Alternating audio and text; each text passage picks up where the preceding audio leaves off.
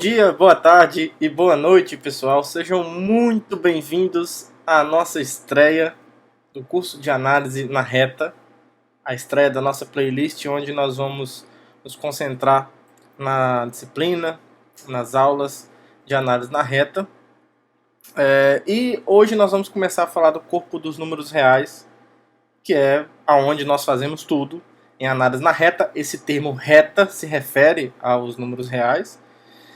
Mas antes de começar a falar sobre o corpo dos números reais, eu vou fazendo um apanhado histórico aqui rapidamente com vocês. É claro que eu não vou poder gastar todo o tempo que a história da análise merece aqui na discussão, mas pensando sobre o que é a análise na reta historicamente, não tem como você falar de análise na reta sem falar, ou análise real nos números reais, sem falar do cálculo diferencial integral, foi desenvolvido por Newton, Leibniz e outros grandes matemáticos ali no século XVIII, de como que isso foi crescendo ao longo dos anos, né? Na verdade, o cálculo diferencial integral, ou cálculo também foi chamado de cálculo infinitesimal, é resultado direto dos trabalhos de Fermat e Descartes na geometria analítica, né, que é um processo de você aritmetizar a geometria. Isso trouxe grandes intuições, não só intuições, mas trouxe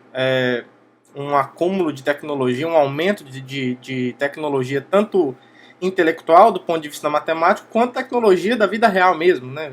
Falando aqui de técnicas para que a indústria e o comércio pudessem se valer desse desenvolvimento para avançar tecnologicamente.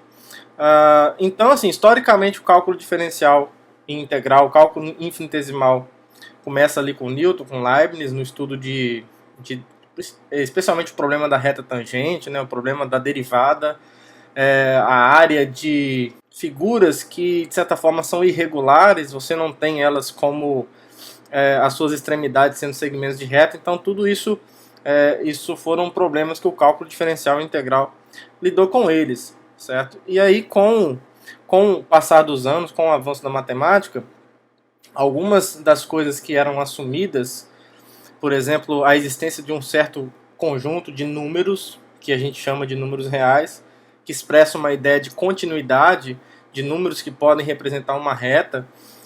Isso por muito tempo foi aceito de maneira tácita e as coisas começaram a ser trabalhadas em cima disso, mesmo sem uma demonstração da existência metafísica dessas coisas, mesmo não fundamentada, de acordo com a teoria de conjuntos que viria ali no final do século XIX, início do século XX. E aí a análise na reta na verdade, é uma fundamentação. Claro, você pode definir de várias formas, mas uma das formas de você enxergar a análise real, é como se ela é uma fundamentação teórica do cálculo diferencial integral, do cálculo infinitesimal. Tá? Então, a partir dos trabalhos de Cantor, da teoria de conjuntos, de fundamentar os entes da matemática a partir da teoria de conjuntos, a partir de conjuntos, né, desse ser que fundamenta praticamente tudo que existe em matemática, ou pelo menos grande parte daquilo que existe em matemática, a análise vem nisso, vem de você se aproveitar da linguagem da teoria de conjuntos e da aritmetização do cálculo. Isso faz com que nasça a análise real, a análise na reta, né, que aqui a gente vai lidar com o R. Né? Existe a análise também em espaços euclidianos de dimensão maior. Que quando a gente fala de análise na reta, a gente está falando da análise num ser unidimensional. Depois é natural estudar em um ser que tenha mais de uma dimensão. É o vulgo RN, para quem já conhece. Então, historicamente, a gente tem alguns nomes importantes. Por exemplo, o Bolzano foi alguém importante. Foi basicamente com ele que a análise passa a ser considerada um campo de estudo independente dentro da matemática. Independente no sentido de ter os seus próprios problemas, certo? Temos também o Cauchy, que foi importante ali no século XIX. Isso, século XIX. É alguém que trabalhou muito o cálculo infinitesimal. Ele, mesmo antes da teoria de conjuntos de Cantor, ele já fez algumas contribuições na busca de dar uma fundamentação para os termos da análise por meio de infinitesimais. A gente tem o Poisson, temos também o Liouville, e o Fourier, três grandes nomes que já, mesmo antes também de uma fundamentação via teoria de conjuntos da análise, já trabalhavam com equações diferenciais, com análise harmônica e coisas desse tipo. Temos o Weierstrass, que é o responsável, um dos responsáveis, né? Também isso é o resultado de trabalho de várias mãos. Mas, historicamente, o Weierstrass foi um dos grandes responsáveis pela definição depois, né, de você ter uma apresentação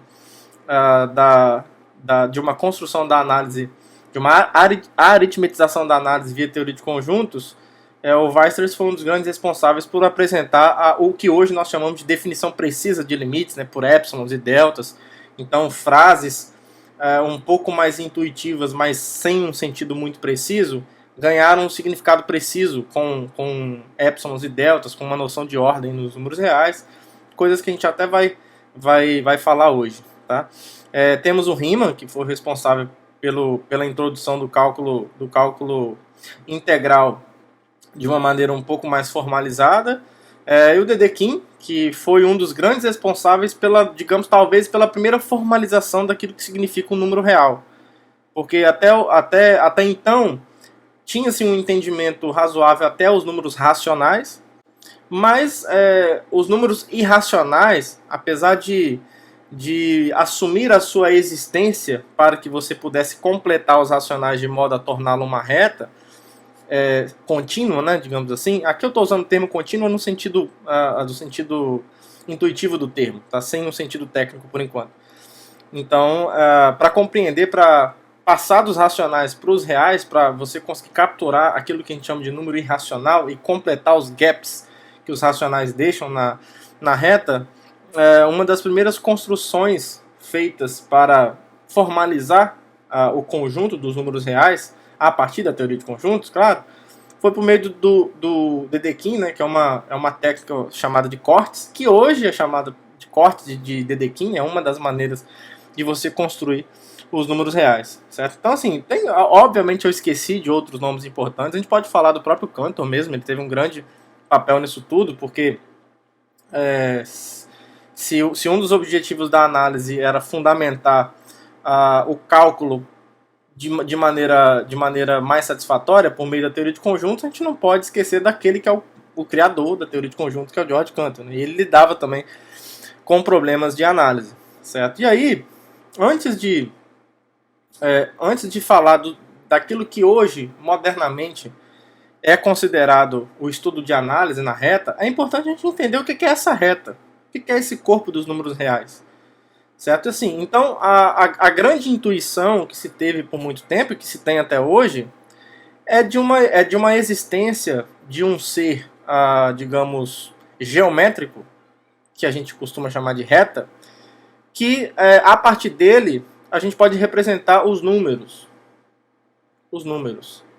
Certo? É como se a gente escolhesse, sei lá, se a gente parte de uma compreensão pitagórica, né, de que números são medidas de segmentos de reta, então a gente pode, a partir de um ponto fixado, por exemplo, eu posso fixar esse ponto aqui, ó, posso chamar ele de origem. Aqui eu estou dando uma ideia intuitiva, tá? Vou chamar isso aqui de zero, que é o ponto inicial da reta, ou um ponto em que eu vou me referir a ele para os demais segmentos. A gente pode pensar dentro desse universo unidimensional, que intuitivamente para nós é muito sugestivo que existe, a gente pode pensar em todos os tamanhos de segmento de reta possíveis. Certo? Então, por exemplo, se eu chamar esse tamanho aqui, ó, de 1, esse tamanho de 1, essa reta rosa aqui, pensa nela como algo ideal. Como algo ideal. Ainda não foi construído, mas a gente tem uma conjectura muito forte, a gente tem um sentimento muito visceral de que, de fato, algo desse tipo existe. Seja lá o que significa esse termo existe, mas existe. Então, assim, se a gente fala que esse tamanho aqui simboliza o que a gente entende como sendo número 1, a gente poderia imaginar que qualquer tamanho, e aqui entenda esse tamanho como distância entre dois pontos, pode ser representado nessa reta. Por exemplo, se você pega um segmento de reta qualquer, deixa eu tentar colocar ele bonitinho assim. Você pega um segmento de reta qualquer, desse tamanho, como é que você representa isso como um número? A ideia é a seguinte, você traz ele aqui para a reta, você pega aqui e faz esse movimento para ver onde é que ele acaba aqui, ó. Pronto, esse aqui é o tamanho. Então assim, o tamanho, esse segmento está associado a esse número que mede esse tamanho. Então, pensando de maneira como a filosofia meio pitagórica, a gente entende um número como aquilo que mede um tamanho. Certo? Só que assim, o problema com essa concepção é o seguinte, se você não considera outros números além dos racionais, é o seguinte, tirando aquele negócio rapidinho, só para a gente ter uma ideia, a gente tem inicialmente os números naturais, certo? Que são aqueles que que surgem do processo de contagem, então 1, 2, 3 e por aí vai, certo? A gente tem os seus respectivos negativos, que a gente coloca por uma convenção do lado esquerdo, e por aí vai, continua eternamente aqui para trás. E aí a gente tem o que a gente chama de números racionais, que a gente vai falar com mais detalhes depois, mas que são as frações desses números, né? Eles surgem por exemplo, de algo muito corriqueiro, que é, sei lá, você, por exemplo, pode falar desse número aqui, ó, que expressa esse segmento de reta. Aí eu posso falar, por exemplo, da metade desse tamanho. Se eu chegar e considerar só esse tamanho aqui, ó, ao invés de considerar esse tamanho todo, considerar a metade dele, então assim, se o tamanho todo era 1, esse tamanho aqui do meio, ele não vai ser expresso por um número que a gente chama inteiro, mas ele pode ser expresso por algo desse tipo, ó, 1 sobre 2, que é para dar a ideia de metade. Tá? Ou seja, é uma parte de duas. Então eu tinha duas partes aqui, deixa eu colocar a segunda parte aqui, ó, e eu tenho uma parte de duas, certo? Eu tenho esse pedaço e esse eu estou escolhendo uma parte de duas. Então essa é uma razão porque a gente escreve esse número dessa forma, com essa notação. E aí quando você faz isso, você preenche essa reta ideal, que a gente não sabe ainda se existe, pelo menos intuitivamente a gente sente que existe, mas a gente não tem uma construção formal para isso ainda. Mas ainda assim, quando você preenche essas frações, por exemplo, essa metade está aqui, né? Esse tamanho aqui é o 1, que eu estou considerando, essa metade está aqui. Então isso é 1 sobre 2.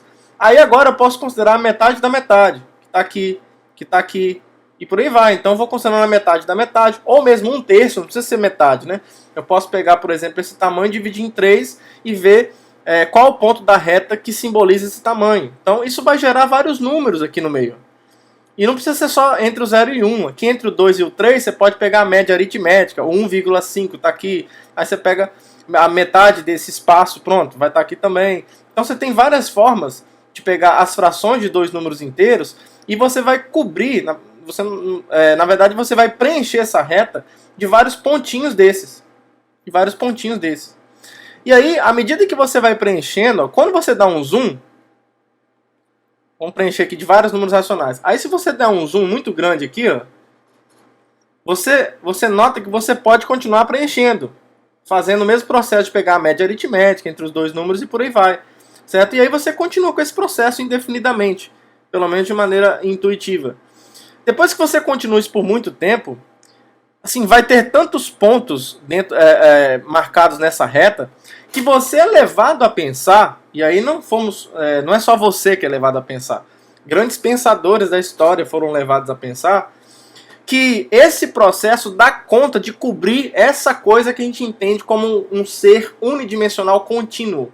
Ou seja, você vai preenchendo aqui tantas vezes que isso vai dar conta de todos os pontos da reta. Isso é uma intuição, num primeiro momento, até razoável. Porque são tantos pontos que você começa a se convencer de que, de fato, olha, parece que isso vai dar conta de capturar todos os números que estão ali no meio. Ou seja, todas as possíveis medidas de segmento de reta. Se você parte dessa compreensão intuitiva de número. Só que isso não é verdade. Por mais que os racionais estejam espalhados na reta, tem vários números deles ali na reta, você consegue preencher bastante, existem lacunas nessa reta ideal que não são capturadas pelos números racionais. Os pitagóricos partiam do princípio de que sim, todos os números, eles não tinham essa ideia de números reais, né? Para eles, números eram um segmento de reta. Então eles tinham essa perspectiva, olha, todos os possíveis segmentos de reta podem ser realizados como um número racional. Só que isso é um problema, isso é falso. Isso é falso e alguém, dentro da própria escola pitagórica, chamada o Hipasso de Alexandria, descobriu um argumento muito simples para isso. E morreu. Ele construiu esse quadrado aqui, ó. O Hipparcho construiu esse quadrado de lado 1. Acho que ele ficou maior do que eu esperava. Tudo bem, vamos supor que esse tamanho aqui seja o número 1. Tá? E aí, o que aconteceu? Já existia o Teorema de Pitágoras, né? Afinal de contas, eles estavam na escola pitagórica, era o teorema deles mesmo. Então, quando ele traçou essa diagonal, é um exemplo clássico. Quando ele traçou essa diagonal aqui, ó, o que acontece? Segundo a noção intuitiva de número, que é expressa pela medida de um segmento de reta, isso é um número. Essa medida dessa diagonal expressa o que nós entendemos intuitivamente, que os pitagóricos entendiam intuitivamente como um número, certo? A gente não sabe qual é ainda, então chama provisoriamente esse número de A. Então, vamos chamar esse número aqui de A. Só que assim, se esse número aqui é o A, a gente se trata de um quadrado isso, certo? Como isso é um quadrado, os lados têm o mesmo tamanho, então esse tamanho aqui também tem 1. E esse pedaço aqui, ó, forma um triângulo retângulo. Isso é um quadrado, né? Então esse ângulo interno dele aqui é de 90 graus. Então olha só o que acontece. Quando você usa o Teorema de Pitágoras, essa medida desse segmento, que deveria ser um número, deve ser um número segundo a concepção pitagórica de número, ela tem que satisfazer o Teorema de Pitágoras. Ou seja, a hipotenusa ao quadrado, né? Esse segmento expressa a hipotenusa desse triângulo. Então a hipotenusa ao quadrado tem que ser a soma dos quadrados dos dois catetos, que nesse caso é 1 ao quadrado mais 1 ao quadrado. Certo? Então isso aqui precisa acontecer. Ó. Seja lá qual for esse número, o quadrado dele tem que ser 2. Só que por um outro lado, a gente consegue mostrar que não é possível uma fração de 2 inteiros ser igual a 2. O quadrado disso, né, na verdade, ser igual a 2. A fração de 2 inteiros pode ser 2, mas não o quadrado dele ser 2. A ideia rápida aqui é a seguinte, é um argumento por absurdo. Eu vou fazer aqui com vocês. Ó.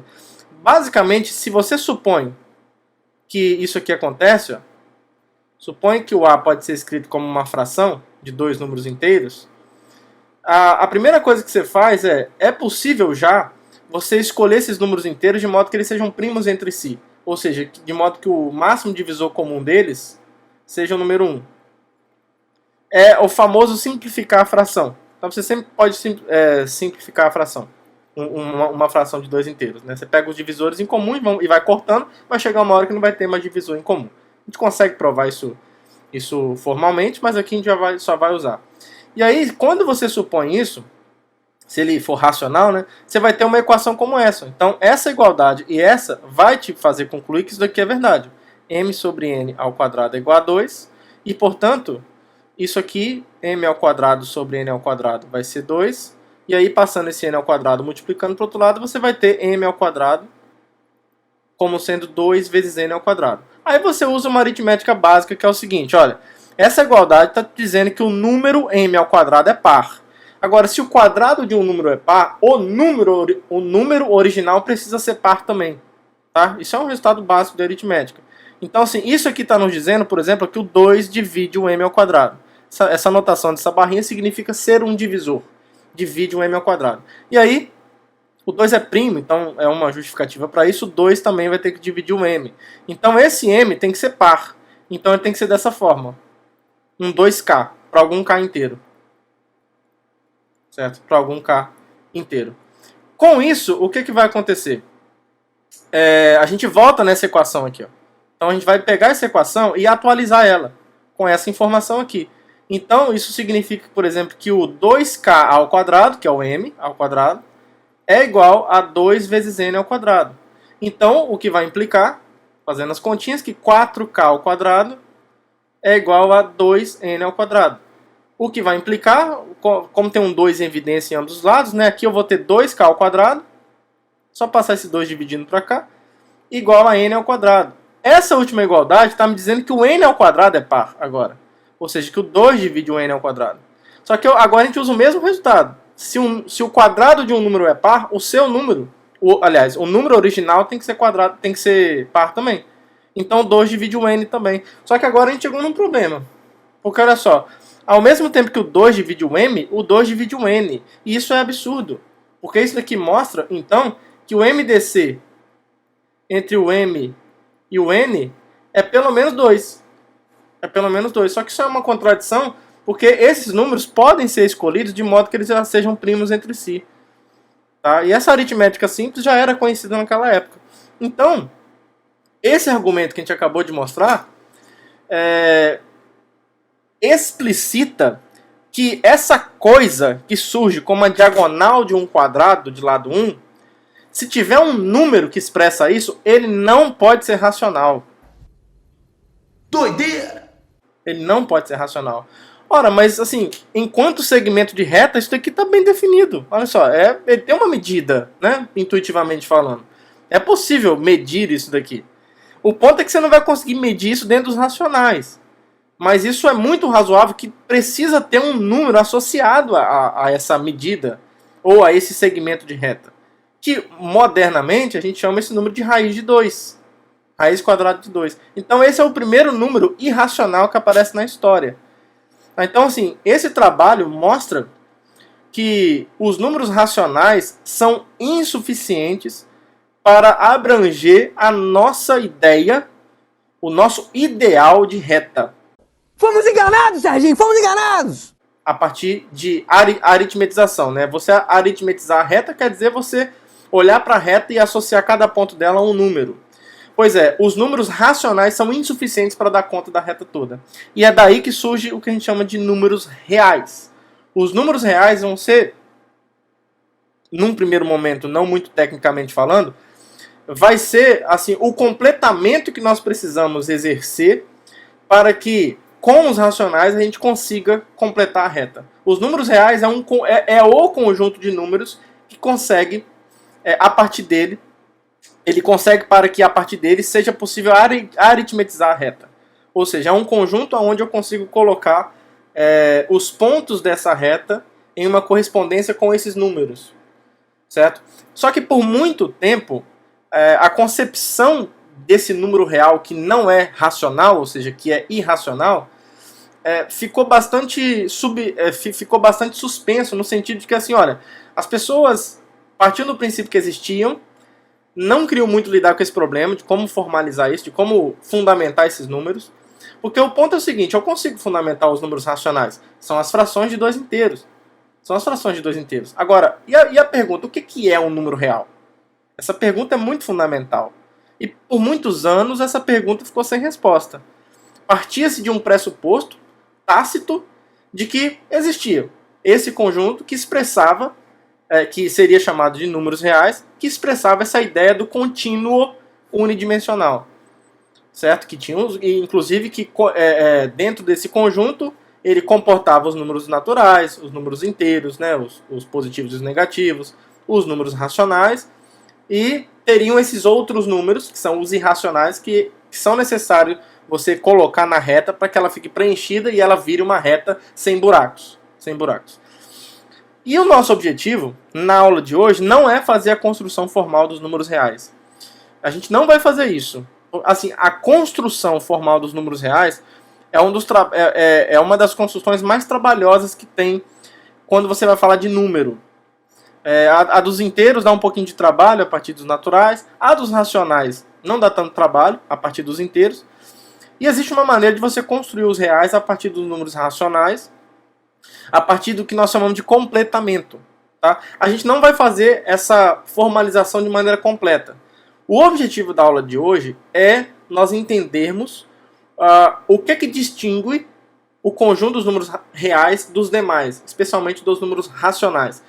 Certo? Assim, o que nós precisamos admitir do conjunto dos números reais para que ele formalmente satisfaça o que nós esperamos que ele satisfaça, que é a continuidade no sentido de que não ter gaps.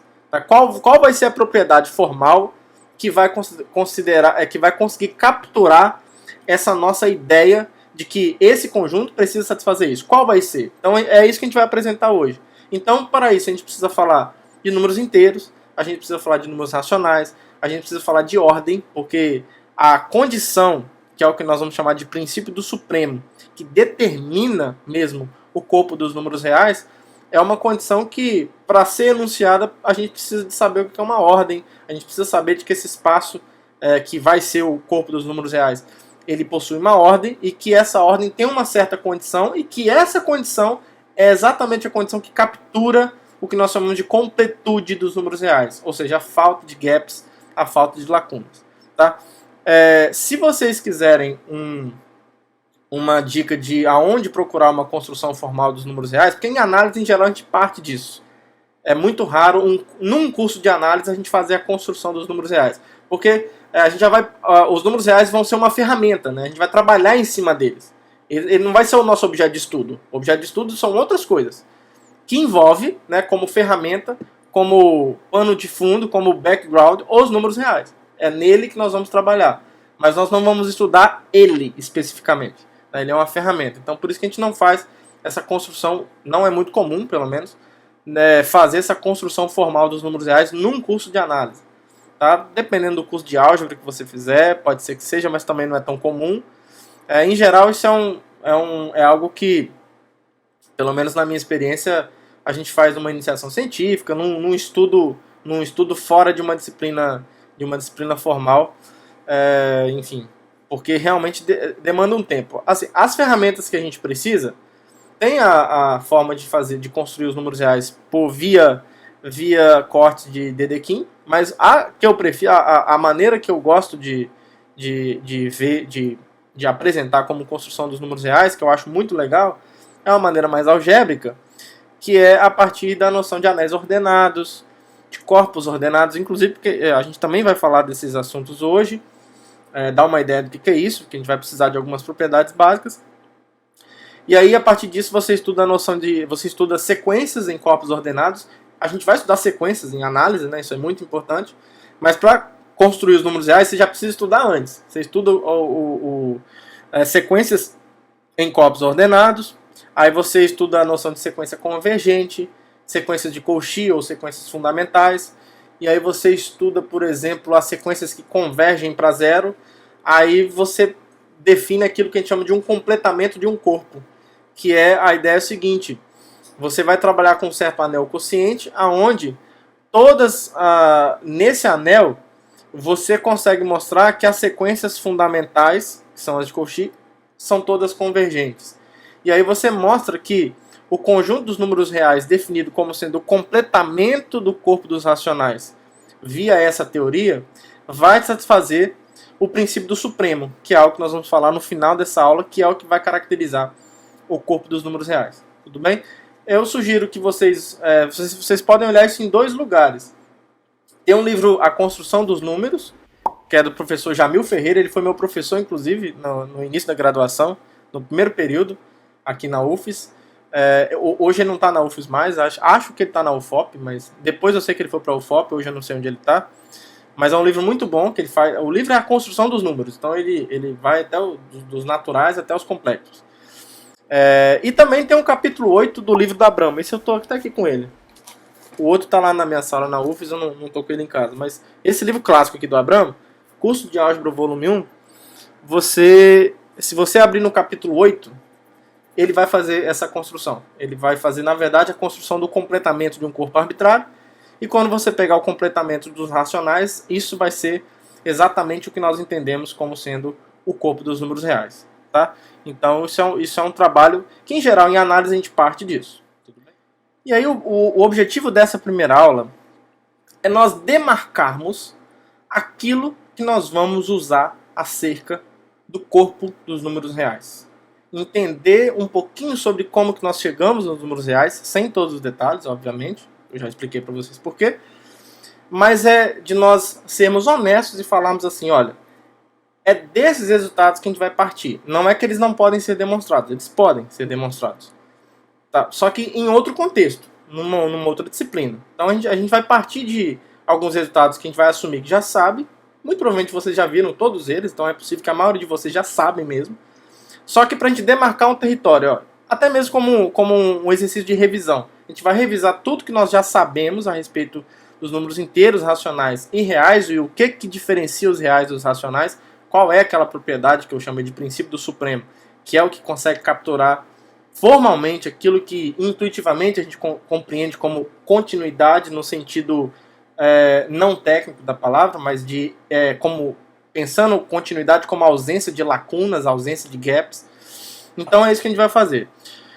Então, assim, para esse processo é interessante que a gente entenda que existe uma construção em degraus aqui, né? Então, quando a gente vai falar de números reais, a gente vai falar, é um processo de falar de números em geral. Então, assim, a primeira noção de número que surge, os mais fundamentais são os números naturais, certo? Depois, nós temos os números inteiros, certo? Como trabalhando de maneira hierárquica, depois nós vamos ter os racionais, e aí nós chegamos nos números reais. Para esse camarada aqui, ó, para os números naturais, nós já fizemos esse trabalho de fundamentação dos números naturais lá na playlist de teoria de conjuntos. Se eu não me engano, na aula 6 ou 7, a gente começa a fundamentar os números naturais a partir dos axiomas de Peano. Aí, com os axiomas de Peano, a gente define a noção de soma de números naturais. Formalmente, a gente define a noção de produto de números naturais. Definimos a noção de ordem entre dois números naturais. E vemos uma série de propriedades que esses resultados, na verdade, que essas construções satisfazem. Tá? Então, para a parte dos números naturais, já fizemos, certo? O próximo passo dessa escada é a gente compreender o que são os números inteiros. A gente não vai fazer a construção formal dos números inteiros, mas eu vou dar uma ideia, não é dar uma ideia, mas eu vou apresentar para vocês as propriedades básicas que os números inteiros possuem, com relação também à soma, produto e a ordem dos números inteiros, tá? Então a gente já começa registrando assim, de fato é possível mostrar, tá? Isso não é um axioma. Por mais que a aula de hoje estamos trabalhando com uma filosofia axiomática, né? Porque nós vamos assumir várias coisas, mas não é um axioma estritamente falando, porque é possível mostrar mesmo. Tá? E a gente não precisa assumir isso teoricamente falando. A gente assume aqui porque a gente precisa ser um pouco mais objetivo com a nossa disciplina. Então a gente tem que partir, a gente vai assumir que a gente sabe isso. Tá? Tem uma construção chamada grupo de Grothendieck, que é a partir dos naturais, os naturais com a soma formam um semigrupo. Se você considerar o zero natural, ele forma um monoide. Mas de qualquer forma, você pode trabalhar com a noção do grupo de Grothendieck, que transforma um semigrupo, entre aspas, né, num grupo abeliano. Então, assim, você completa nesse sentido, onde é possível você falar de subtração sempre. Porque num semigrupo, como você não tem um inverso aditivo, mesmo no monoide, né, você não tem o inverso da operação necessariamente ali dentro, você não tem existência desse cara, então você não pode falar de subtração. Então você não pode falar que isso é um grupo, né? Os naturais não formam um grupo. Porque, por exemplo, se você pegar o 2, não tem ninguém que você vai pegar. Mesmo se você assumir o zero natural, não tem ninguém nos naturais, não tem ninguém maior ou igual a zero, que somado com 2 dá 0. Não dá. Se você pegar o 2 e somar com 0, dá 2. Se você somar com 1, aí dá 3, aí dá 4, aí pronto, aí só vai aumentar o cara, né? Mas aí você consegue colocar os naturais dentro de um cara, que ali dentro você consegue subtrair. É assim que surgem os números inteiros formalmente. Tá? Se você quiser dar uma pesquisadinha rápida aí, o termo é grupo de Grothendieck. É uma construção que você pode fazer a construção dela para qualquer monoide, para qualquer semigrupo, e aí com isso essa estrutura de semigrupo você coloca ela dentro de um grupo que é chamado grupo de Grothendieck, que fazendo no caso particular dos naturais, você chega nos inteiros. Tá? Então é possível mostrar que existe um conjunto que nós vamos denotar por Z, claro, de maneira bastante tradicional, que é o que a gente chama de conjunto dos números inteiros. E também é possível mostrar que existem duas operações de soma e produto. Nessa operação aqui, claro, nós vamos chamar de soma, não tem por que chamar de outra coisa. Isso aqui de produto. De modo que várias coisas são satisfeitas. Ó. Então, assim, eu já estou falando para vocês. Tudo isso daqui vale, vocês podem usar, nós vamos partir disso. Então, primeiro, esse conjunto dos inteiros contém o conjunto dos números naturais, certo? E isso daqui é muito importante, olha. Essas operações que foram definidas nos números inteiros e as operações de soma e produto nos números inteiros, quando você restringe ela aos números naturais, é a mesma soma e produto de números naturais que nós definimos lá atrás na playlist de teoria de conjuntos, quando nós definimos a soma e produto de números naturais. Então a gente consegue estender essa soma definida nos naturais para os inteiros. Então não é uma outra operação que, se você restringir aos naturais, você vai ter duas operações diferentes de soma e duas diferentes de produto. Não, é uma extensão mesmo. Isso é muito importante, porque a gente está querendo construir uma coisa dentro da outra, de modo que quando você restringe, você recupera o que você tinha antes. Senão você não está estendendo nada, né? E aí, além disso, é possível mostrar que essa soma e esse produto munem o conjunto dos números inteiros de uma estrutura de anel comutativo com unidade. Ou seja, a estrutura de soma é comutativa, a operação de soma é comutativa, associativa, existe um único elemento neutro. Na verdade, você não precisa exigir né, a unicidade, mas isso vem depois como uma consequência. Então, de fato, existe um único elemento zero, um elemento neutro que classicamente a gente denota por essa notação de zero, né, o nome dessa bolinha aqui é zero, tal que isso daqui acontece, né, se você pegar x mais zero, isso vai dar x para todo x inteiro, e a mesma coisa se você trocar a ordem, já que é comutativo. Existe um inverso aditivo, que é um problema dos números naturais, né? O grande problema dos números naturais é não ter esse inverso aditivo. Então, você trabalhar com subtração nos naturais é uma porcaria, porque nem sempre vai estar bem definido lá dentro. Você resolve isso indo para os inteiros.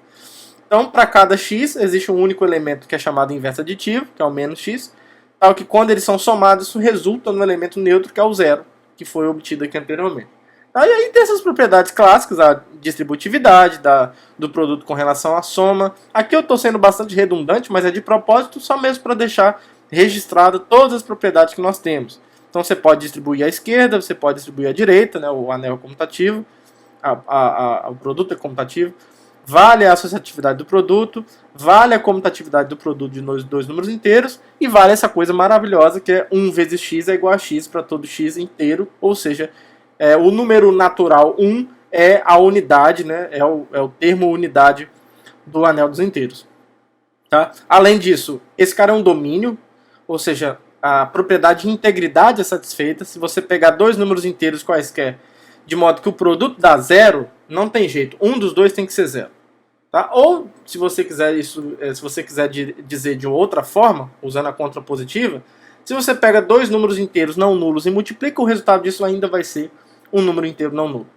Tá? Então são resultados bem básicos que a gente tem dos números inteiros que a gente vai usar. Então eu estou aqui apresentando para vocês, fazendo um papel de, na verdade, cumprindo um papel de honestidade intelectual e dizendo, vamos usar tudo isso. Até como um processo de revisão para que a gente tenha esses resultados correndo na nossa veia, porque a gente vai precisar de saber disso tudo. Mas são coisas que eu acho que a maioria de vocês já viram. Tá? Outra coisa, esse domínio, né, dos inteiros, ele é ordenado. A gente consegue ordenar ele dessa forma aqui, ó. Se você pegar dois números inteiros, você pode, a gente diz, por exemplo, que o x é menor que o y se a diferença dos dois é um número natural. Ou seja, x é menor que y se o y for x mais algum número natural. É a mesma coisa, é uma definição equivalente. Então é assim que você diz que um número inteiro é menor que outro. Aí aqui é uma definição só mesmo para a gente inserir a notação do maior do que. Então o x é maior do que y se o y é menor do que x. Tá tranquilo. Aí você vai dizer que o x é menor do que ou igual a y se o x é y ou o x é menor que y. Também é uma definição que a própria maneira de se referir a ela já a define, né? Não tem para onde correr. E o x é maior do que ou igual a y se o y é menor ou igual a x. Tá bom? Então com isso, segue imediatamente, por exemplo, que o 0 é menor que 1. Por quê? Porque 1 menos 0 pertence aos naturais. Você pode falar de subtração, né? Lembra que aqui, ó, eu acho que eu esqueci de definir, mas a subtração é porque eu ia falar lá na frente de subtração de números. Eu ia falar de uma vez por todas em R, mas aqui a gente precisa entender o que é a subtração. É só você lembrar do que é a subtração num anel. Os inteiros formam um anel, né? Então, você pegar x menos y, se x e y pertencem aos inteiros, isso aqui, por definição, é x somado, então você tem a soma definida, com o inverso aditivo do y. Tá? Então isso daqui que é por definição a subtração de dois números inteiros. Então agora sim, né, se você tem... por que o 1 é maior que 0? Porque 1 menos 0 pertence aos naturais. Porque 1 menos 0, como o 0... Aí é fácil você mostrar, isso vale em qualquer anel, né? Menos 0 é igual a 0. Então 1 menos 0 é a mesma coisa que 1 mais 0. E 0 é o elemento neutro. Então 1 mais 0 é 1. Então, 1 menos 0 é igual a 1, que pertence aos naturais. Então, por definição, 1 é maior que 0. Tá?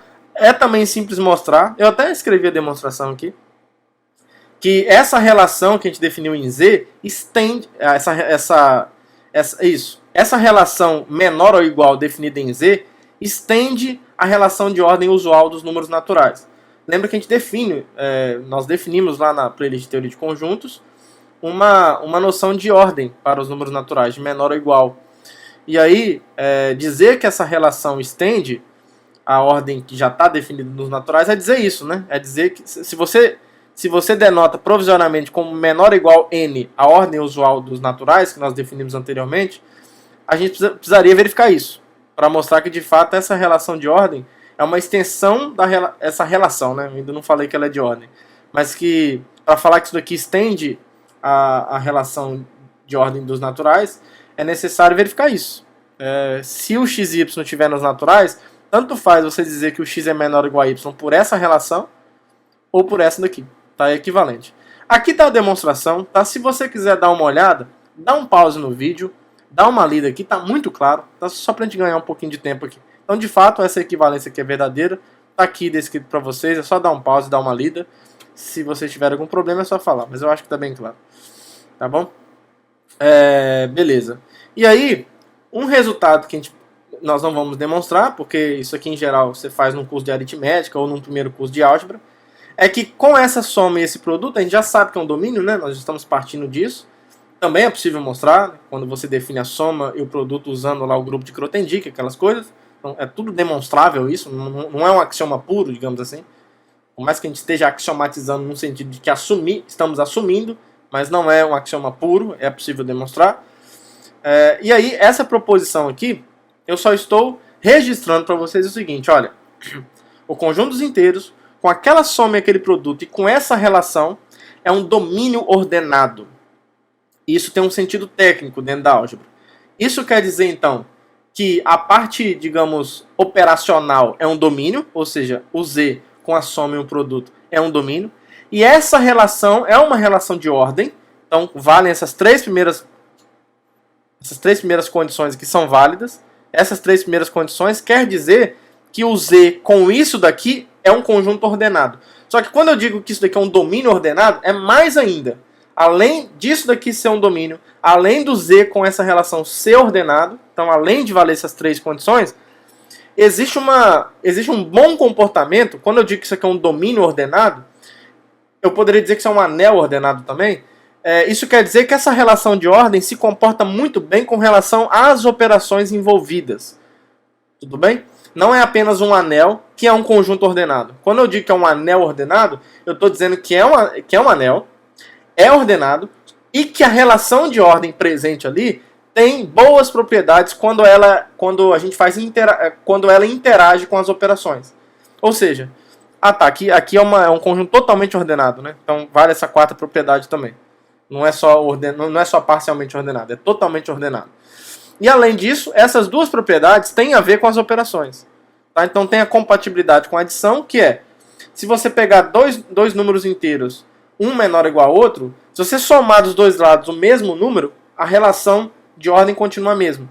Por isso que é compatibilidade. Poderia ser chamado de monotocidade também. Tudo bem? E tem a compatibilidade com o produto também. Se você tem dois números x menor ou igual a y e um número que é maior ou igual a zero, se você multiplicar dos dois lados, você mantém a desigualdade, digamos assim. A relação entre os dois caras é a mesma, a relação de ordem é a mesma.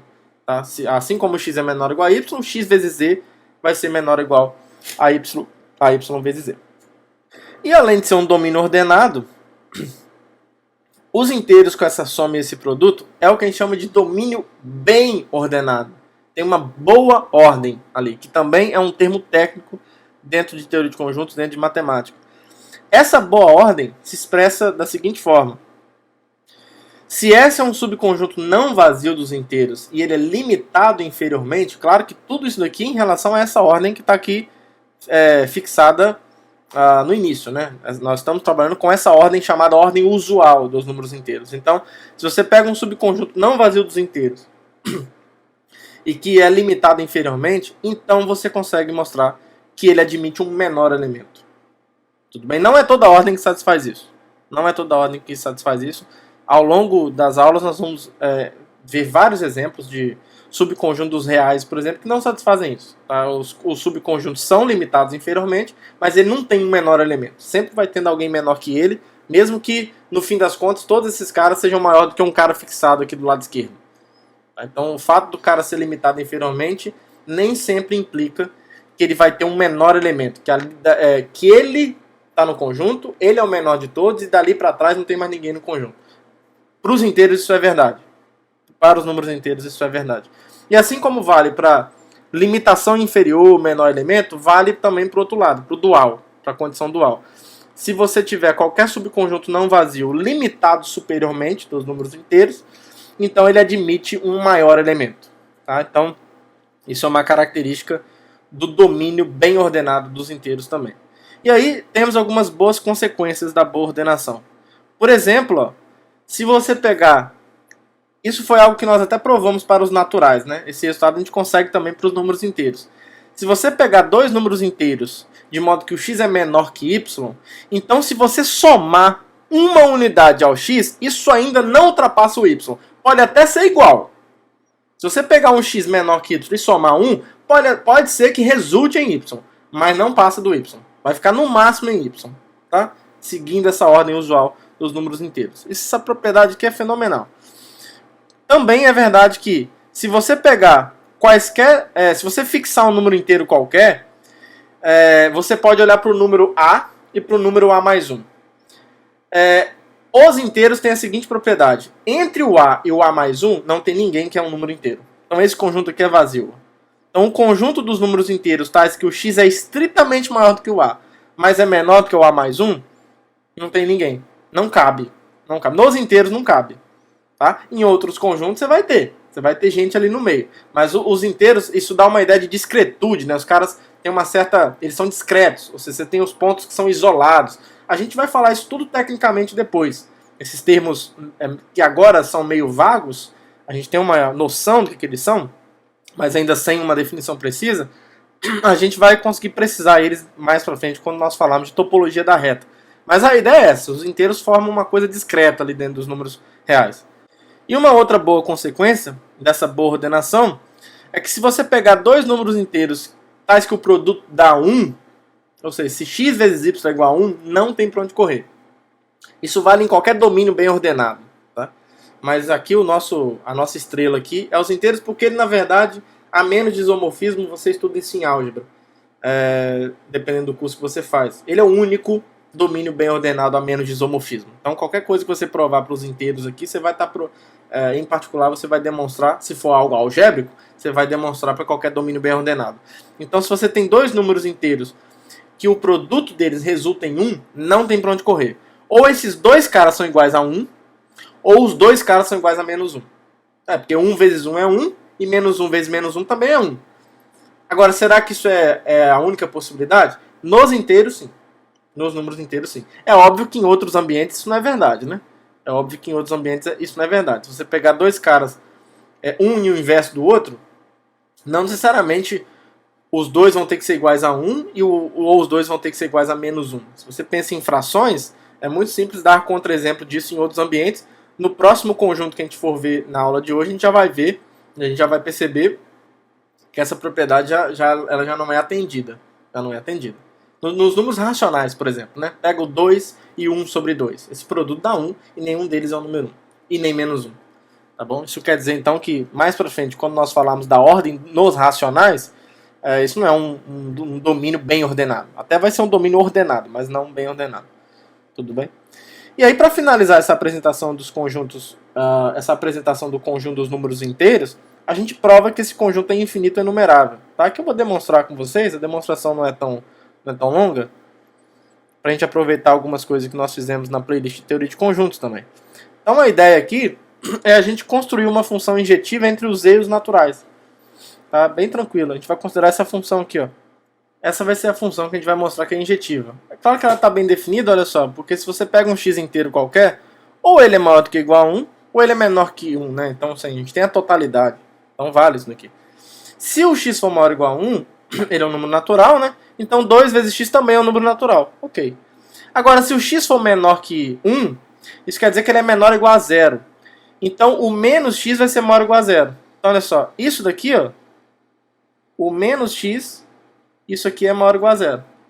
Se você multiplica por 2, usando as propriedades de que o z é um domínio ordenado, quando você multiplica por um número positivo, algo que já é maior ou igual a zero vai continuar sendo maior ou igual a zero. Então tudo isso daqui é maior ou igual a zero.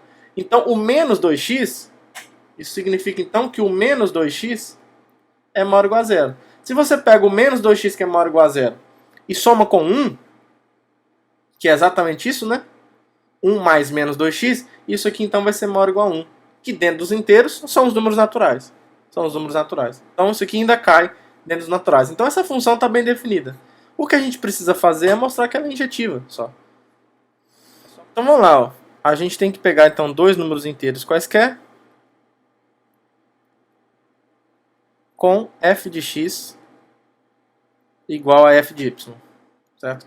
Aí, pessoal, tem 4 casos. Num primeiro momento, olha só. Porque tem duas possibilidades para o x, né? Ou ele é maior ou igual a 1, ou ele é menor que 1. E para o y também. Então, você tem duas possibilidades para cada um, então você tem 4 possibilidades no total. Só que a gente observa rapidamente que duas dessas possibilidades não é possível, é um contrassenso dizer isso, né? Mas essas duas dessas possibilidades, na verdade, não podem ser possibilidades, não se concretizam, quando a gente impõe essa condição aqui, ó. Porque olha só, por exemplo, não é possível que isso daqui aconteça, ó. Suponha que com essa condição eu tenha x maior ou igual a 1 e o y seja menor que 1. A gente chega numa contradição com isso. Porque olha só, com isso em mente, a gente vai chegar no seguinte, olha. Eu não sei que o f de x é igual a f de y. Sabemos disso. Agora, com essas hipóteses, se o x é maior ou igual a 1, por definição, o f de x é 2x, certo? É 2x. E se o y é menor que 1, por definição, o f de y é 1 menos 2y. É 1 menos 2y. Com isso, olha só aonde você vai chegar. A gente já sabe que Z é um anel, né? Então eu posso brincar com as operações tranquilo aqui. No fim das contas, eu vou chegar aqui 1, vou jogar esse cara para o outro lado e colocar o 2 em evidência. Chego à conclusão que 1 é 2 vezes x mais y. Que 1 é 2 vezes x mais y. Mas isso não é verdade dentro dos números inteiros. Dentro dos números inteiros, isso aqui não é verdade. 1 não é par. Tá? Isso aqui é uma contradição. O que é absurdo. O que é absurdo. Tá? Então, esse absurdo veio de supor isso. Tá? De igual forma, isso aqui não pode acontecer também. Eu já vou colocar assim, ó. O caso x menor que 1 e o y maior ou igual a 1 também é impossível. Também é impossível. Pela mesma razão. Você vai fazer uma... que vai ficar um pouco o contrário, mas vai ficar o quê? Você vai chegar... Se isso aqui for verdade, você vai ter que 1 menos 2x é igual a 2y. E de igual forma você vai chegar que 1 é 2 vezes x mais y. É a mesma contradição que você vai chegar. Podem fazer aqui que eu garanto para vocês que vocês vão chegar na mesma coisa. Então restam duas alternativas, que é o que pode acontecer de fato. Só que em ambas as alternativas a gente vai conseguir concluir o que a gente precisa, que é provar que x é igual a y. Então tem esse caso, ó. A gente pode supor, então, que o x é maior ou igual a 1 e o y é maior ou igual a 1. Esse é um caso possível. O outro caso é provar que os dois são, supor que os dois são menores do que 1.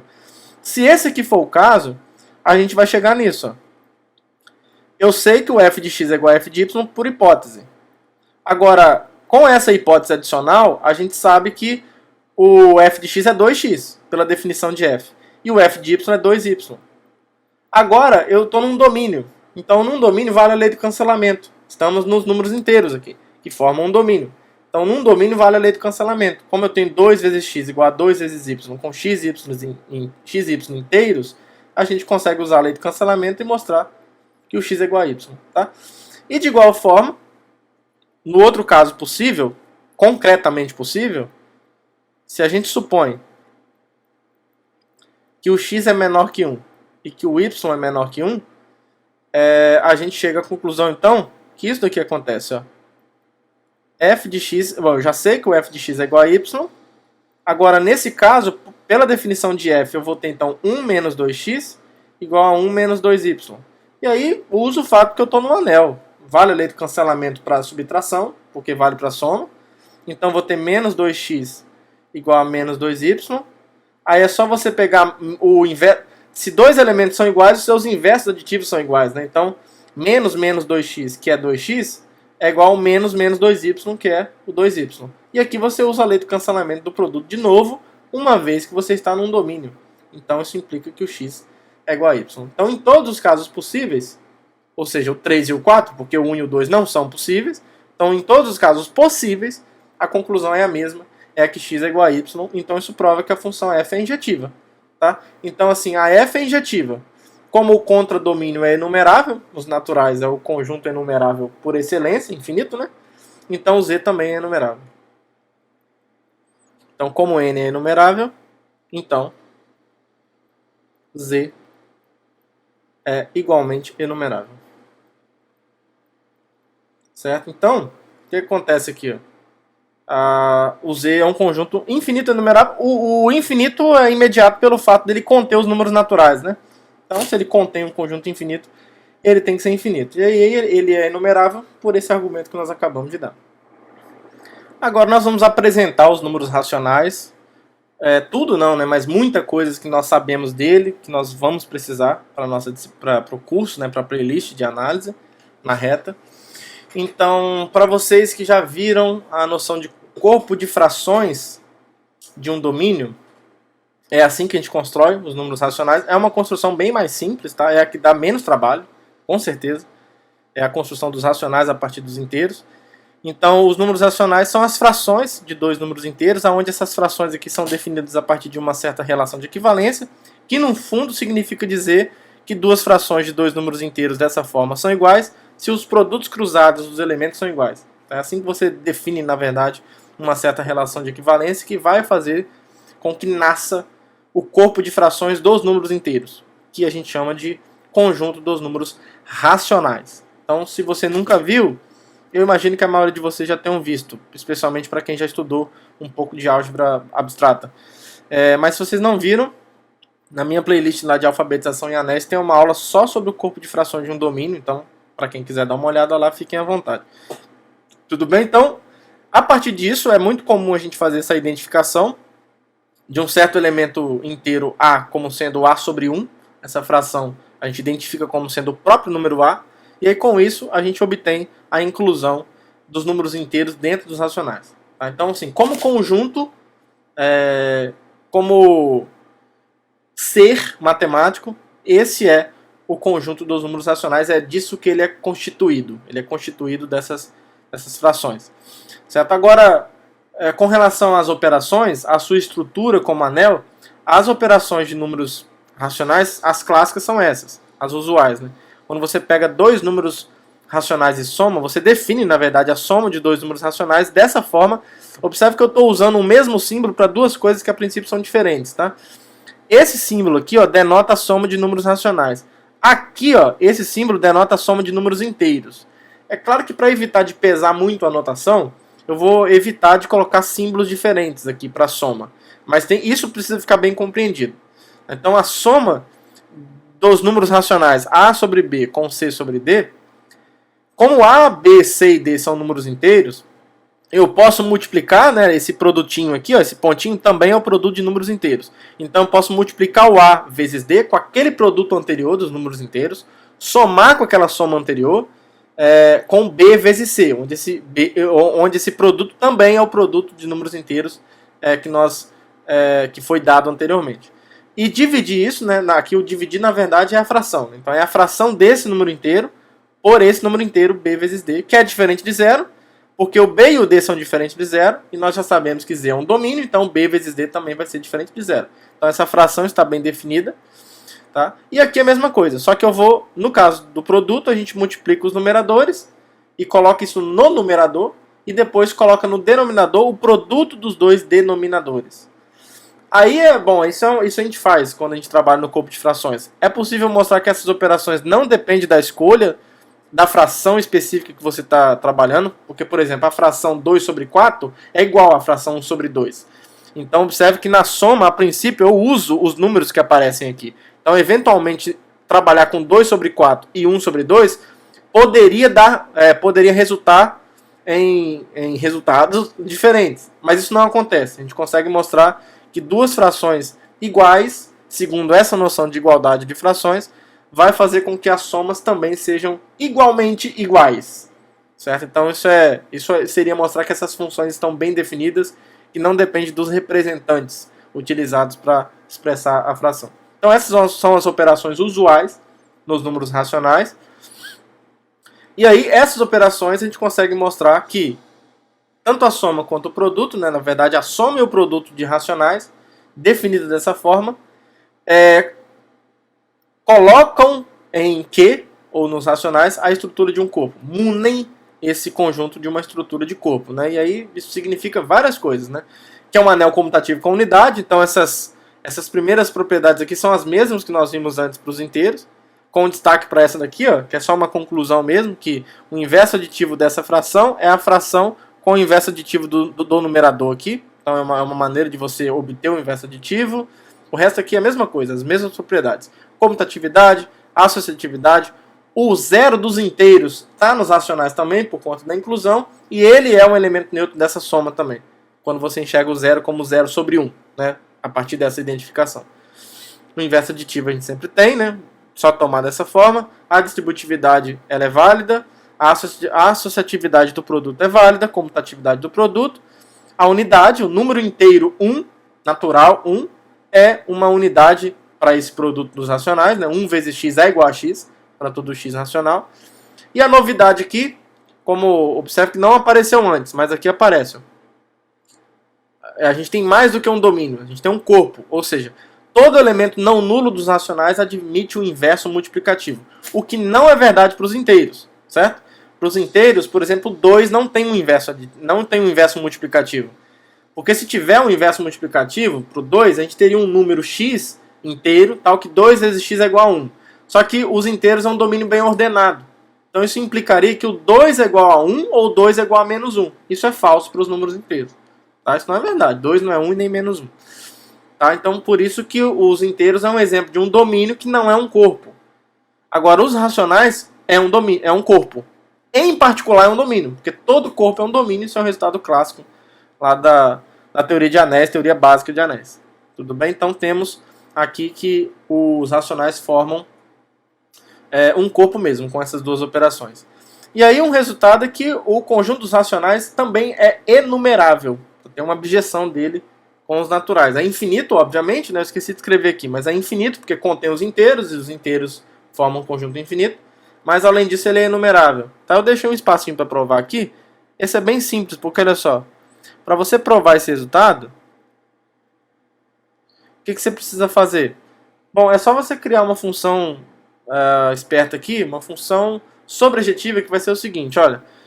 A princípio, denote, vou chamar de z estrela, o conjunto dos inteiros exceto o zero. Certo? Que é enumerável, tá? Esse conjunto é enumerável. Por que ele é enumerável? Porque ele é um subconjunto de um conjunto enumerável. Nós já vimos isso lá atrás em alguma aula de teoria de conjuntos. Né? Isso aqui é um subconjunto dos inteiros. Nós acabamos de provar que z é enumerável, então isso daqui é enumerável também. Então, como z é enumerável, nós provamos isso daqui agora há pouquinho. Então a gente já sabe que o cartesiano de dois conjuntos enumeráveis ainda é enumerável. Né? Então, por exemplo, o z cartesiano z estrela é enumerável. Tudo que eu preciso fazer agora para mostrar que o Q é enumerável é construir uma função sobrejetiva entre esse conjunto e os racionais. Mas essa função já vem pronta. É claro que essa função é sobrejetiva. Qual função? A função que associa dois inteiros, o segundo não nulo, com a fração resultante entre eles. Isso aqui é uma função sobrejetiva. M, colocar A e B. A e B, então A, o número inteiro, e B, o inteiro não nulo, essa fração está bem definida. E essa função está bem definida. E é óbvio que essa função é sobrejetiva, pela própria construção dos números inteiros. Todo número inteiro é uma fração, onde o numerador é um inteiro e o denominador é um inteiro não nulo. Não nulo. Então, se essa função é sobrejetiva E esse cara aqui é enumerável, então é só usar o resultado clássico de enumerabilidade e a gente consegue concluir então. Esse logo é o resultado que nós provamos. Se eu tenho uma função sobrejetiva entre x e y, e o x é enumerável, então o y é enumerável. É isso que a gente está aplicando aqui. Então logo que é enumerável, isso fecha a demonstração. Tá? Então fica bem simples usando os resultados que nós construímos até agora. E assim como nos inteiros, a gente tem uma ordem nos racionais que a gente consegue definir em função da ordem que temos nos inteiros. Tá? Então, em que, né, nos racionais, a gente define a seguinte relação. Para quaisquer A, B, C e D inteiros, e B e D diferente de zero, só para a gente poder falar de frações quaisquer. Uma fração A sobre B vai ser dita menor ou igual a C sobre D, se somente se o número inteiro A vezes D for menor ou igual ao número inteiro B vezes C. Observe que aqui eu coloquei esse menor ou igual em vermelho para denotar a ordem anterior dos números inteiros. Só para provisoriamente diferenciar esses caras. Tá? Mas não precisa se você não quiser. E aí é um teorema mostrar que todas essas condições aqui são satisfeitas. Na verdade, que a gente não vai demonstrar, tá? Mas num curso de álgebra em geral a gente faz isso. Quando você estuda domínios ordenados, você pode falar do corpo de frações e essa ordem induz uma ordem no corpo de frações. Então, por exemplo, no livro do Abramo você vai encontrar isso. Então, esse é um problema de álgebra, porque aqui a gente vai assumir esse teorema, mas eu enunciei todos os resultados aqui, porque são resultados que a gente vai precisar, a gente vai usar o tempo todo na nossa disciplina, que não vai nem ver. Então é importante ter esses resultados enunciados aqui, até mesmo para vocês saberem aquilo que a gente pode usar, as ferramentas que a gente já tem, para não ficar, para isso também prover vocês de ideias na hora de demonstrar, né? De ferramentas. Então, essa relação que nós acabamos de definir estende a ordem dos inteiros, tá? Simplesmente por causa disso daqui, ó. Se você pegar, por exemplo, se você pegar A e B números inteiros, dizer que A sobre 1 é menor ou igual a B sobre 1, segundo a ordem dos racionais, é equivalente a dizer o quê? Ó? Que 1 vezes A é menor ou igual, aqui o menor ou igual vermelho por enquanto, a 1 vezes B. Certo? Agora, 1 vezes A é o A. Então isso é equivalente ao A ser menor ou igual, esse menor ou igual sendo a ordem dos inteiros, ao B. Então aqui, ó, pronto. É isso aqui que demonstra, facinho, né? Isso aqui demonstra que a ordem, essa relação, né? Essa relação em que estende essa relação dos inteiros. E muito mais do que isso, e além disso, na verdade, quando eu olho para os racionais com essa soma, com esse produto e com essa relação, isso é um corpo ordenado. Ou seja, isso é um corpo e é um anel ordenado. Então isso é um corpo, o Q mais ponto é um corpo, nós já tínhamos falado disso. E além disso, valem todas essas 6 propriedades. Essas 4 primeiras dizem respeito a dizer que o Q com essa ordem, com essa relação aqui, é um conjunto totalmente ordenado, certo? E essas duas últimas condições dizem respeito a propriedades que essa relação possui quando ela é interagida. Nem sei se esse verbo está certo. Quando essa relação interage com as operações. Tá? Mesma coisa aqui, compatibilidade com adição. Então você pode somar dos dois lados e manter a desigualdade, digamos assim. E você pode multiplicar em ambos os lados por um número maior ou igual a zero e manter a desigualdade. Tá? Então isso é dizer que esse cara é um corpo ordenado. Isso quer dizer que ele é um anel ordenado e que ele é um corpo. A gente fala logo que ele é um corpo ordenado. E finalmente chegamos no corpo dos números reais, onde nós vamos enunciar esse teorema, que a gente vai assumir ele, mas eu não quis colocar como axioma, porque ele não é um axioma puro, por mais que a gente esteja assumindo ele, mas ele é possível provar tudo isso daqui. Então vamos lá. Nós vamos assumir que existe um corpo ordenado R mais ponto menor ou igual. Ou seja, existe um conjunto R, esse R que eu poderia ter colocado, né? Esse R que é chamado então conjunto dos números reais. Existe então um conjunto com duas operações de soma e produto e uma relação nele, de modo que R mais ponto é um corpo e R com essa relação é um conjunto totalmente ordenado, e isso tudo aqui é um corpo ordenado, ou seja, além de valer aquelas propriedades para soma e o produto, todo cara diferente de zero tem inverso, além da relação ser reflexiva, transitiva e antissimétrica e total, também temos a compatibilidade com a adição e a compatibilidade com o produto. Então, isso quer dizer que esse cara é um corpo ordenado. Só que existe um corpo ordenado, dessa forma, satisfazendo essas três coisas aqui. Ó. As duas primeiras, tranquilo. Ó. O corpo Q é um subcorpo de R, ou seja, isso daqui é só uma frase para dizer de uma vez só que Q é um subconjunto de R e que essa operação que tem no corpo dos reais é uma operação que estende a operação que nós acabamos de ver dos racionais. Ou seja, uma vez que o Q está contido em R e esse cara aqui tem uma soma, você poderia pensar na soma desses caras, desses dois números racionais, como a soma de dois números reais ou a soma de dois números racionais, pelo que nós acabamos de ver. Essas duas coisas são iguais. Então isso é importante, né? É importante para você não criar uma nova operação. Na verdade, você tem uma outra operação que é uma extensão da anterior. De modo que quando você volta para os racionais, a operação é aquilo que você já conhecia. Tá? Então quando eu digo que... E aí se você já estudou teoria de anéis, aí essa afirmação para você aqui fica mais simples de entender. É dizer que isso aqui é um subcorpo, é dizer que o Q é um subconjunto de R, e que essa operação aqui, ó, que está em R, quando eu restringo ao Q, é essa operação aqui que está em Q. Aqui eu estou usando os mesmos símbolos para a gente não pesar muito a anotação.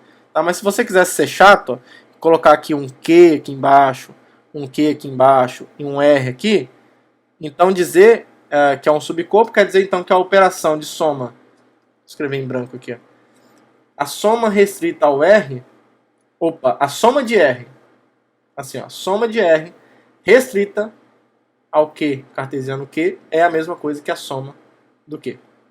E a mesma coisa o produto. Tá? O produto de R restrito ao Q, cartesiano Q, é a mesma coisa que o produto de Q. Certo? Então isso é dizer que esse cara é um subcorpo desse. Tudo bem? Então ele estende os racionais. Outra coisa que é importante, a extensão da ordem. Essa ordem que é possível colocar nos números reais é uma ordem que estende a relação de ordem que foi definida anteriormente. Tá? Então isso quer dizer, por exemplo, que se você pegar dois números racionais já, você compará-los pela ordem de R é a mesma coisa que você comparar pela ordem que já tinha nos racionais que nós acabamos de ver. Tá? Aqui eu estou usando essas notações provisórias só para entender o que isso está querendo dizer. Tá? Mas daqui para frente a gente pode abandonar isso, porque senão a gente vai ficar louco, com tanta notação pesada. Não precisa. E aí, por fim, vem a terceira condição, que essa é... Porque assim, só com essas duas condições seria muito difícil você distinguir o corpo dos reais do corpo dos racionais. Você tem um corpo ordenado do mesmo jeito, a relação de ordem, já que ela estende, né? Quem garante que o R, no fim das contas, não seria isomorfo ao quê? Não sei. Agora, quando você coloca essa terceira condição, é essa terceira condição, que é o que a gente chama de princípio do Supremo, que caracteriza, que distingue os números reais e que consegue capturar formalmente a ideia de que os reais não têm lacunas, não tem buraco dentro do corpo dos números reais. E essa ideia é descrita a partir dessa terceira condição, que é o seguinte: todo subconjunto não vazio e limitado superiormente desse conjunto dos reais, com essa ordem, com essa soma, com esse produto, admite um supremo. E o que é um supremo? Ou seja, agora eu vou explicar. Para todo subconjunto X, existe um C, número real, tal que, primeiro, C é uma cota superior desse conjunto, ou seja, X é menor ou igual a C para todo X em X. Então isso é dizer que C é uma cota superior de X. Então, e em segundo lugar, o supremo é a menor das cotas superiores. A maneira formal de você enunciar isso é: se você tiver qualquer outra cota superior de X, chama ela de D. Necessariamente, o C, esse cara que é o supremo, tem que ser menor ou igual a D. Então está aqui entre parênteses uma frase para você lembrar mais rápido. C é a menor cota superior de X. Tá bom? Então é essa propriedade que distingue o corpo dos números reais, por exemplo, do corpo dos números racionais. Mais para frente a gente vai ver exemplos de subconjunto dos racionais que não admitem supremo nos racionais. Eles vão admitir supremo nos reais porque o R satisfaz esse princípio do supremo. Tá? Mas não é todo corpo ordenado que satisfaz isso. E é essa deficiência dos racionais que no fundo expressa ou revela que ele não é suficiente para cobrir a reta toda, que ele tem lacunas. É essa deficiência do supremo, é uma das maneiras de você enxergar, que revela essa deficiência dos números racionais em cobrir a reta inteira, digamos assim, idealmente. Tá? Então, essas são as três condições que determinam o conjunto dos números reais. Inclusive, essa terceira condição, muitas vezes, quando um corpo satisfaz isso, existe uma forma equivalente também via sequências, mas que eu não vou falar aqui agora. Mas você poderia falar que um corpo que satisfaz isso é um corpo ordenado completo. Um corpo ordenado que satisfaz isso daqui é um corpo ordenado completo. E aí é possível mostrar que a menos de isomorfismo, o Abramo faz isso no capítulo 8, a menos de isomorfismo, R, com essa soma, com esse produto, com essa ordem, é o único corpo ordenado completo que existe. A menos de isomorfismo. Se tiver qualquer outro, vai ser isomorfo ao R. Então, é só trocar etiqueta, né? Você não está mudando, só mudar rótulo, mas os caras se comportam da mesma forma. Tudo bem? E aí, só para ressaltar algumas coisas, só mesmo aqui, pessoal, ser redundante não é um problema. Porque quanto mais a gente revisa essas coisas, melhor. Nós estamos no início do curso, então talvez tenha tempo que vocês viram isso, então é importante revisar essas coisas. Então, ressaltando, em virtude do R com a soma e o produto ser um corpo, vale todos esses resultados, certo? Então, são coisas que nós já vimos hoje e que são aplicáveis a esse corpo dos reais também. Comutatividade da soma, associatividade. O número inteiro zero está em R, por uma sequência de inclusões, né? Os inteiros a gente conseguiu, lembra? Os inteiros a gente conseguiu contendo os naturais. Os racionais a gente conseguiu contendo os inteiros. E agora os reais a gente conseguiu contendo os racionais. Então tá todo mundo aqui dentro, ó. Tá a galera toda aqui dentro dos reais, tá? Tá todo mundo ali. Beleza? Então esse número inteiro, zero, ele tá em R, por transitividade de inclusão, e ele satisfaz isso. Tá? O elemento neutro desse corpo aqui, da soma desse corpo, é precisamente o zero. Justamente porque essa soma, quando restrita aos racionais, é a soma dos racionais. Que quando restrita aos inteiros, é a soma dos inteiros. Que quando restrita aos naturais, é a soma de naturais. Então vale tudo aí. Tudo certo. Temos o inverso aditivo, distributividade, tudo certinho aqui, né? E a invertibilidade. Todo elemento não nulo de R admite um inverso multiplicativo. E aí é comum a gente falar da fração de dois números reais, tá? É uma notação. Muitas vezes, x vezes o inverso de y, a gente vai denotar pela fração x sobre y. Especialmente porque, quando você trabalha com o corpo de frações de um domínio, a gente mostra que o corpo de frações de um corpo já é o próprio corpo, no sentido de ter um isomorfismo. E o isomorfismo é dado exatamente dessa forma. Quando você pega o corpo de frações, você mostra que, de um corpo, você mostra que essa função aqui, ó, se K é um corpo, e eu considero que o corpo de frações dele, essa função aqui, ó, A sobre B, que leva em A vezes B a menos 1, aqui o inverso de B dentro do corpo K, que existe porque o B é diferente de zero, e K é um corpo, isso aqui é um isomorfismo, é um iso. Então isso é uma maneira de você identificar o corpo com o próprio corpo de frações. Então por isso que você denotar essa fração como essa expressão é muito razoável. Tá? A gente tem boas razões teóricas para isso. E aí, em particular, como R é um corpo, ele é um domínio, claro, porque todo corpo é um domínio, eu coloquei aqui mesmo só para a gente poder enfatizar isso. Temos a subtração, que é a soma com o inverso aditivo, certo? E aí, quando você estuda a teoria de anéis, você exige essas condições para que algo seja chamado de um anel, e essa última aqui para que seja chamado de um corpo. E só dessas condições aqui, ó, se você tiver essas, sei lá, aqui tem 8, né?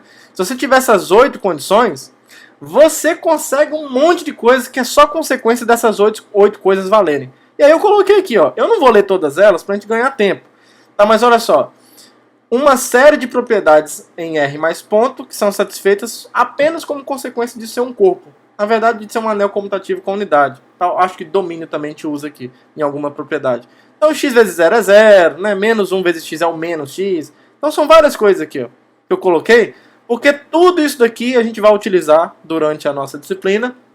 São coisas que vocês veem no curso de álgebra, como consequências de termos, de estarmos trabalhando no anel. Então, eu coloquei aqui, ó, só para a gente registrar, que são resultados que a gente vai usar quando precisar, tá bom? Então, se quiser dar um pause no vídeo aí para olhar uma por uma, podem olhar. Se tem tempo que vocês não veem isso, eu sugiro que vocês olhem. Vocês deem uma lida para falar, ah tá, eu posso usar isso se eu precisar.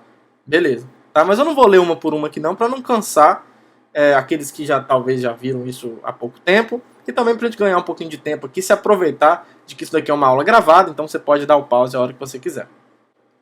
Também, para relembrar o fato de ser um corpo ordenado, temos aquelas propriedades, as mesmas que a gente já viu hoje milhares de vezes, lembra? Dizer que isso é um corpo ordenado.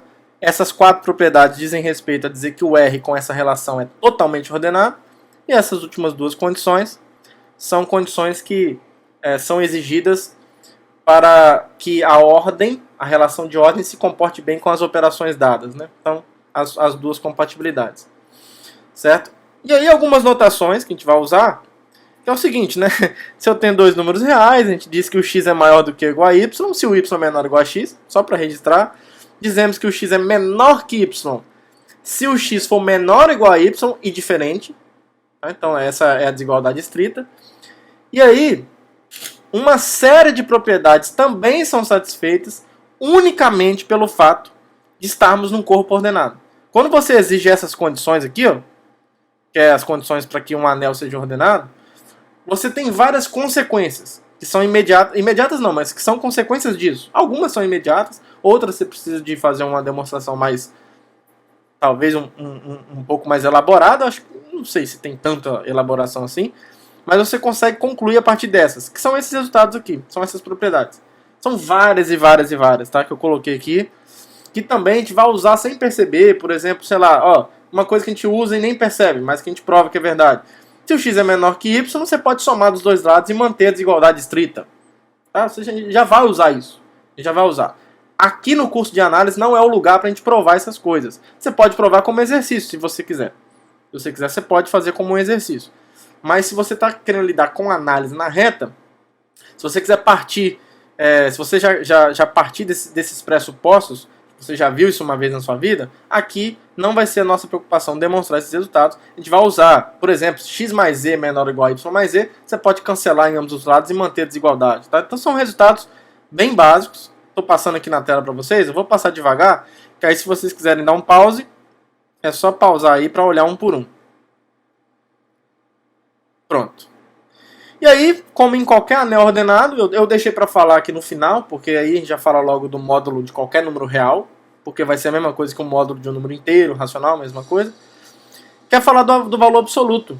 Tá? O valor absoluto de um número intuitivamente falando, seria pegar a parte positiva dele, né? Então, aí, formalmente, a gente define um módulo de um número real, você pode fazer essa definição em qualquer anel ordenado. Como sendo o próprio x, se ele for maior ou igual a zero. Lembra? Aqui, poxa, aqui ficou sem um espacinho, né? Olha só, ficou até uma coisa aqui, ó. Olha só isso. Agora eu vou ter que classificar o vídeo. Não vamos falar de pornô aqui não. Vamos seguir. Bom, se você pega um número real, você está no anel ordenado, então a coisa é totalmente ordenada, ou ele é maior ou igual a zero, ou ele é menor que zero. Então, se ele for maior ou igual a zero, o módulo dele vai ser ele mesmo. Porque é isso que eu quero capturar. Agora, se ele for menor que zero, eu pego o menos ele, porque aí se ele é menor que zero, o menos ele é maior que zero. Então o módulo vai ser menos x se o x for menor que zero. Tá? E aí, como em qualquer anel ordenado, nós temos uma série de resultados que aqui também eu vou partir, que aqui eu vou só enunciar, que eu não vou demonstrar. Tá? Porque isso você demonstra num curso de álgebra, quando você estuda anéis ordenados. Vale em qualquer anel ordenado. Então os reais, como em particular, no corpo dos números reais, eles também vão ser satisfeitos. Então, por exemplo, o módulo do produto é o produto dos módulos. Se você pega um número qualquer, ele tá sempre entre o menos o módulo dele e o módulo dele. Muito razoável. Isso aqui vai ser muito importante pra gente depois, né? Quando falar de limites, essas coisas a gente vai usar muito. Então, se você pega dois números x e r em R, é equivalente dizer que o módulo de x é menor ou igual a r, se somente se o x está entre o menos r e o r. Tá? Se você quiser lembrar de um desenho para fixar essa ideia, a ideia é a seguinte, ó, se você pega um x aqui e o módulo dele é menor ou igual a r, ele precisa estar aqui, ó. Lembra que o módulo dá a ideia do tamanho dele em relação à origem, né? Então, se o módulo dele é menor ou igual a R, ele precisa estar aqui no meio. Menos R e o R. A distância dele não pode ultrapassar, né? A distância dele não pode ultrapassar. Aqui eu estou dizendo que o tamanho dele é no máximo R. Então, ele não pode nem estar à esquerda do menos R, nem à direita do R. É basicamente isso. Claro que isso aqui não prova, mas eu estou dando uma ideia intuitiva, ilustrando do porquê que esse resultado é verdade. E para a desigualdade estrita, a mesma coisa. Certo? Porque aqui ele poderia eventualmente ser o R ou o menos R. Aqui não. Aqui ele não pode ser nem o R, nem o menos R. E aí aqui a gente tem algumas propriedades clássicas. Essa daqui, ó, especificamente essa daqui é uma que a gente vai usar muito. A gente vai usar as outras também, mas essa daqui a gente vai usar demais. Que é o que a gente chama de desigualdade triangular. Isso aqui vale a pena até ressaltar o nome. Desigualdade triangular. Também é válida em qualquer anel ordenado, então por isso que eu não vou gastar tempo com isso, investir tempo nisso provando isso agora, porque a gente pode se aproveitar dessa teoria que não é o objetivo do nosso curso, mas que a gente pode utilizar como ferramenta. Tá? Então essas desigualdades são todas satisfeitas. Tá? Então sempre que for necessário usar, a gente vai usar sem o menor problema. E aí voltando a falar do Supremo, no próximo resultado, a gente já está caminhando para o final, a gente vai mostrar que o Supremo é único. Tá? E aí, mostrando que o Supremo de um conjunto, claro, não é limitado superiormente, não vazio, ele existe e ele é único. E aí, como ele é único, a gente vai dar uma notação especial para ele. Para qualquer conjunto X não vazio e limitado superiormente, a gente vai mostrar que X admite um único Supremo em R. A unicidade não precisa ser exigida na definição, porque a própria definição vai implicar a unicidade. Aí esse único número, que é o supremo de X, a gente vai denotar por sup de X. É uma notação clássica. Certo? Então, vamos provar aí, é bem tranquilo, né? Para eu mostrar a unicidade, eu já tenho existência. A existência é por hipótese, né? O teorema nos dá isso, a existência do supremo. Agora vamos provar que ele é único. Olha, eu vou pegar então dois supremos de X. Sejam C e C' supremos de X. O meu objetivo é mostrar que C é igual a C'. Certo? Então, olha só. Como C... Então, eu tenho duas coisas, olha. Primeiro, como C'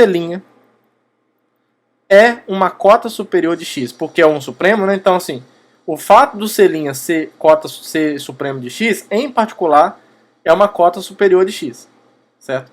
Agora, eu sei também que C é um supremo de X. É 1. Por enquanto eu vou falar 1. Depois vai ser O.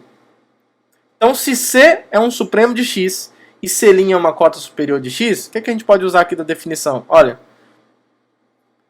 C é um supremo e C' é uma cota superior, então eu vou usar o item 2 que C satisfaz. O fato do C ser supremo de X me diz que para qualquer D que é cota superior de X, necessariamente o C tem que ser menor ou igual a essa cota superior. Eu vou aplicar isso para o C'. C' é uma cota superior de X. Então, como C é um supremo, o C é menor ou igual a C'. Pela condição 2. Então, C tem que ser menor ou igual a C'. Agora, você só inverte os papéis. E os dois são supremos. Então, os dois satisfazem isso. Agora, é só você escrever assim, ó. Como C é uma cota superior de X e C' é um supremo, então, usando a condição 2 para o supremo C', necessariamente o C' tem que ser menor ou igual a qualquer cota superior de X, em particular para essa C aqui também. E aí, olha só, você tem essas duas desigualdades. Agora, R é um conjunto totalmente ordenado, então isso quer dizer que vale a antissimetria, por exemplo. Então a conclusão, se o C é menor ou igual a C' e o C' é menor ou igual a C, o C tem que ser igual a C'. Tá? Em cada área da matemática, a gente tem técnicas diferentes para provar igualdade. Por exemplo, em álgebra é muito comum para você provar igualdade, de alguma forma mostrar que a diferença é zero. Em análise, e também com essa relação de ordem, em análise vai ser muito comum, para mostrar que duas coisas são iguais, estabelecer essas duas desigualdades. Mostrar que um é menor ou igual ao outro e que o outro é menor ou igual a 1. Tá? Isso é muito comum no nosso contexto de análise também, vai ser uma das principais técnicas para aferir a igualdade entre duas coisas. Tá? Então provamos, a unicidade acabou. Né? Então, dois supremos são sempre iguais, então só tem um, e esse cara vai ser denotado pelo supremo de x, como sup de x. Né? E para fechar a nossa primeira aula, a gente vai falar do ínfimo, que é meio que o conceito dual do supremo. Porque o supremo está associado à noção de cota superior. A gente pode analisar, o conceito dualmente associado à cota inferior. Por exemplo, o supremo é a menor das cotas superiores. Porque não faz sentido em falar a maior das cotas superiores. Né? Porque não tem maior das cotas superiores. Se você tem uma cota superior, qualquer coisa que é maior que ela continua sendo uma cota superior. Então não tem maior cota superior. É possível ter menor cota superior. No caso dos reais, tem mesmo menor cota superior. No caso das cotas inferiores, não tem como ter a menor cota inferior. Porque se você tem uma cota inferior, qualquer coisa que é menor que ela continua sendo uma cota inferior. Tá? A gente vai, digamos que nós vamos explorar mais esse conceito de limitação dos conjuntos. A gente ainda não falou muito sobre isso. Mas eu já estou dando uma ideia aqui para vocês, uma pincelada. Não tem como ter, pelo menos intuitivamente falando. Depois a gente vai formalizar isso bonitinho com o conceito de conjunto limitado e coisas desse tipo. R, por exemplo, não vai ser um conjunto limitado. Então a gente pode falar poderia falar da maior cota inferior. Poderia falar disso. Então, caso exista, é isso que nós vamos chamar de ínfimo. O ínfimo de um conjunto limitado inferiormente vai ser uma cota inferior desse conjunto e vai ser, na verdade, a maior cota inferior. Então, primeiro, né, essa condição 1 é dizer que C é uma cota inferior, estou chamando C de ínfimo se C é uma cota inferior, e se para qualquer outra cota inferior de x, necessariamente o C tem que ser maior ou igual a ela, ou seja, ela é a maior de todas. Tá? Ela é a maior cota inferior, de x. Observe que nós não provamos que esse ínfimo existe. Porque no teorema é nos dado que o supremo existe. Mas não é nos dado que o ínfimo existe. Mas a gente consegue usar o princípio do supremo para provar que o ínfimo também sempre existe. Justamente por uma característica dos números reais, a gente tem a noção do inverso aditivo. Então a gente consegue, a partir da existência do supremo, mostrar que o ínfimo também sempre existe. E além disso, provar que ele é único. Assim como nós fizemos anteriormente para o supremo. E aí, esse único ínfimo que sempre existe para qualquer subconjunto não vazio limitado inferiormente de R, nós vamos denotá-lo assim, inf de x. Que denota, na verdade, está só denotando o que nós vamos considerar como sendo o ínfimo do conjunto x. Então, diferente da proposição anterior, aqui eu tenho que provar a existência, porque isso não me foi dado. Então a gente precisa verificar a existência dessa maior cota inferior. Depois a gente mostra que ela é única. Tá? Então, vamos lá. Existência. A ideia aqui, ó, é a gente usar o princípio do supremo. Então eu vou considerar esse conjunto aqui, ó, denote por A, esse conjunto aqui, ó, menos x, aonde o x pertence a x. O fato do conjunto x ser limitado superiormente vai nos dizer claramente que o conjunto A é limitado. O fato do conjunto x ser limitado inferiormente vai nos dizer que o A é limitado superiormente. Tá? Então ele vai ter uma cota superior. Então ele vai ser alguém que é limitado superiormente. Então assim, como x é limitado inferiormente, vou colocar assim, então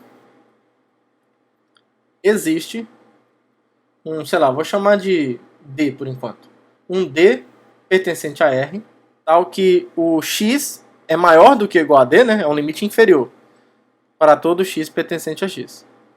Certo? Aí é fácil você encontrar um limite inferior para A, porque é só você trocar os caras de lado usando que você está no anel ordenado. Certo? Então assim, o que vai acontecer? Trocando os caras de posição, eu vou ter menos D, eu vou colocar assim logo, ó, eu vou ter menos x menor ou igual a menos D para todo x pertencente a x. Tá? Agora, essa desigualdade está me dizendo, uma vez que os elementos de A é formado por menos os inversos aditivos dos elementos de x, isso aqui está me dizendo então que o A é menor ou igual a menos D para todo A pertencente ao A, certo? Por quê? Porque dado um A pertencente a A, ele é da forma menos x com x pertencente a x. Menos x é menor ou igual a menos D. Logo, o A é menor ou igual a menos D. Tranquilo, né? Agora, isso daqui me diz que o A é limitado superiormente. Agora, como para eu aplicar o princípio do supremo, o A tem que ser diferente de vazio, né? Mas isso é tranquilo. Como o x é diferente de vazio, por hipótese, isso, não vazio, então o A também é diferente de vazio. Se tem um x0 em x, menos x0 está em A, por definição. Então o A é diferente de vazio. Então, pelo princípio do supremo, existe um C igual ao supremo de A, né? Então, lembra que a gente já vai usar, eu já vou usar essa notação logo, que ela é muito útil. Então, o que a gente vai mostrar é que o menos C é um ínfimo de x. Depois a gente mostra que ele é único. Certo? Então, como é que faz? Bom, para mostrar que é um ínfimo, por definição ele tem que ser uma cota inferior. Isso é fácil, porque, olha só, como o C é um sup de A, né? Então isso aqui é verdade. Ó. Como o A é menor ou igual a C para todo A pertencente a A, por quê? Porque o C, sendo um supremo de A, ele é uma cota superior. Então isso é verdade. Então, isso aqui é verdade. Ó. O menos, trocando de posição as coisas aqui, a gente vai ter que o menos A é maior ou igual a menos C para todo A pertencente a A. Agora, os elementos da forma menos A com A pertencente a A são os elementos de x, certo? Já que os elementos da forma menos x com x pertencente a x são os elementos de A, quando você pega menos, você chega no mesmo cara. Então isso aqui vai acontecer. Ó. É verdade que x, então, é maior ou igual a menos C para todo x pertencente a x. Por que isso é verdade? Ó? Eu vou narrar a demonstração. Dado um x pertencente a x, vê aqui do lado, ó, se o x pertence a x, isso implica que o menos x pertence a A. Certo? Se o menos x pertence ao A, o menos x está em A, né? Isso aqui é verdade para todo A em A. Então, o menos x é menor ou igual a C. Então, isso aqui vai implicar, jogando o x para cá e jogando o menos C para cá, que o x é maior ou igual a menos C. Pronto. Dado um x qualquer, isso acontece. Tá? Acabei de explicar. Eu ia só falar, mas acabei escrevendo. Então, isso aqui prova de que, de fato, C é uma cota inferior de x. Certo? Então, isso aqui estabelece que C é uma cota inferior de x. Então, fizemos isso, né? Primeira coisa. A segunda coisa é mostrar que ela é a maior. Então, vamos pegar uma cota inferior qualquer. Seja D em R, uma cota inferior de x. Qual é o meu objetivo? Mostrar que D é menor ou igual a menos C. Certo? Isso é mostrar que menos C é a maior das cotas inferiores. Então eu quero isso daqui. Como é que a gente faz então? Se D é uma cota inferior de x, a gente já fez essa conta várias vezes, né? Eu não vou fazer tudo de novo, não. Menos D é cota superior de A. Menos D é cota superior de A. É a mesma coisa, né? Porque os elementos de x e de A é um menos o outro. Não é um menos o outro, mas cada elemento de x é menos alguém de A, e vice-versa. Então, é só fazer essas continhas de novo aqui que vocês chegam nessa conclusão. Se D é uma cota inferior de x, menos D é uma cota superior do A. Só que se menos D é uma cota superior de A, o supremo de A é a menor das cotas, né? Então, o supremo de A necessariamente tem que ser menor ou igual a menos D. Só que o supremo de A é o C. É esse C aqui. Então, C é menor ou igual a menos D. Aí acabou. É só brincar aqui. Ó. É só jogar esse D pro lado de cá e o C pro lado de lá, trocando sinal. Então, isso é D aqui do lado esquerdo e aqui vai ficar menos C, que é exatamente o que a gente queria provar. Então, isso que nós acabamos de fazer prova que menos C é um ínfimo de x. Prova que menos C é um ínfimo de x. Tá? E aí, a unicidade, pessoal, é a mesma coisa que a gente fez antes, pro supremo. Exatamente a mesma coisa. Tá? Deixa eu só colocar aqui, ó. A segunda parte, que seria provar a unicidade do ínfimo, digamos, é análogo ao que foi feito para o Supremo, tá? Vou deixar como exercício para vocês. Tá bom? Façam como exercício, que é uma maneira também de vocês ganharem familiaridade com esses termos que nós estamos trabalhando. Tá bom, pessoal? Então isso encerra a nossa primeira aula de análise na reta. Ainda temos algumas coisas para compreender acerca do conjunto dos números reais, para que a gente consiga avançar depois. Mas por hoje é só, espero que vocês tenham gostado, que todos tenham um bom dia, uma boa tarde, uma boa noite, um abraço para todo mundo e até a próxima aula. Tchau, tchau.